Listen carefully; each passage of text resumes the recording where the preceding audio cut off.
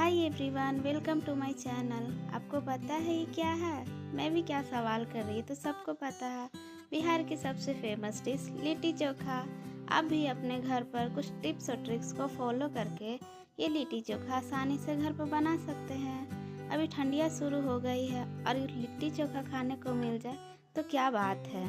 तो चलिए रेसिपी को शुरू करते हैं। तो इसके लिए मैंने 3 कटोरी आटा लिया है। ध्यान रहे इसमें आटा ही लेना है, मैदा का इस्तेमाल बिल्कुल भी नहीं करना है। 1 चम्मच भर के मैंने इसमें घी डाला है। आप इसके जगह पर आप ऑयल भी यूज़ करते हैं। फिर मैंने स्वाद अनुसार नमक डाला है। उसे अच्छी तरीके से मिलाना है। अच्छी तरीके से मिलाने के बाद थोड़ा थोड़ा करके हम पानी डालेंगे और सख्त आटा तैयार करेंगे, क्योंकि हमें लिट्टी के लिए सख्त आटे की ही ज़रूरत होती है।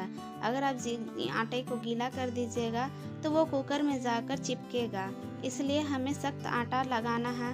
ध्यान रहे आटे को लगाने के बाद उसे थोड़ी देर के लिए रेस्ट पर रखें। उसे ढकने के बाद साइड पर रखेंगे। फिर हमें स्टफिंग के लिए सत्तू तैयार करेंगे। 3 कटोरी आटे के लिए 1 कटोरी ही सत्तू लिया है।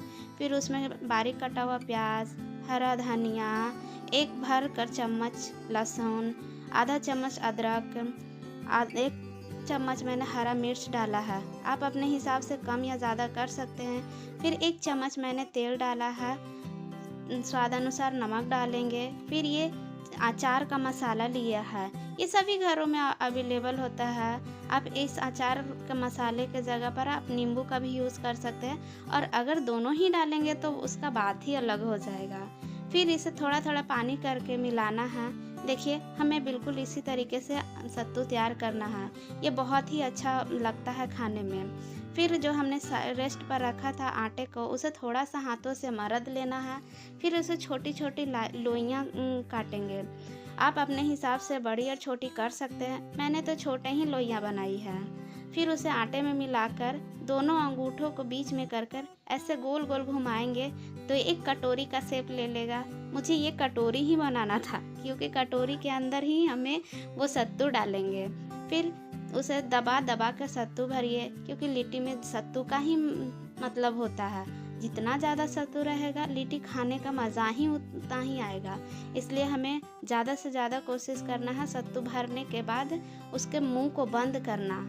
इतना भी मत भर दीजिए कि उसका मुंह ही बंद ना हो, इसलिए हमें उसके मुंह को बंद करना है। फिर इसे गोल गोल घुमाकर एक राउंड शेप देंगे, बिल्कुल एक छोटे से बॉल की तरह। हमें इसी तरीके से सारी लिट्टी को तैयार करना है। उसके बाद हमें गैस पर कुकर चढ़ाएंगे।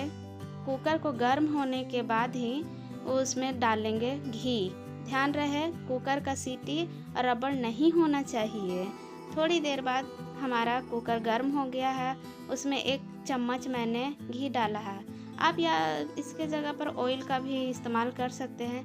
फिर कुकर के चारों ओर उसे ग्रीस करना है। जैसे ही कुकर गर्म हो जाए हमें उसके फ्लेम को लो कर देना है।